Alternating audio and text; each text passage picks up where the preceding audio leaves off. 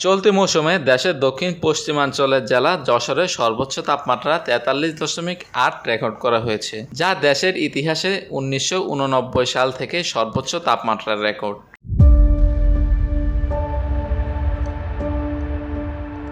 মঙ্গলবার চলতি বছরে এখন পর্যন্ত এটি দেশের সর্বোচ্চ তাপমাত্রা বলে জানিয়েছে আবহাওয়া অধিদপ্তর।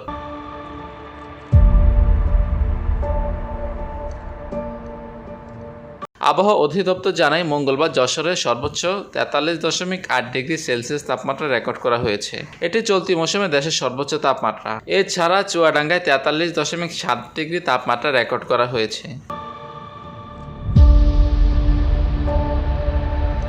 টানা তাপপ্রবাহ শেষে বৃষ্টি কবে নাগাদ হতে পারে সে বিষয়ে আবহাওয়াবিদরা বলেন, মে মাসের 2 থেকে 3 তারিখ দেশের উত্তর পূর্ব ও উত্তর দক্ষিণাঞ্চলে বৃষ্টি হতে পারে, আর 5 ও 6 মে সারা দেশে বৃষ্টি হতে পারে। Desk report, TBC news.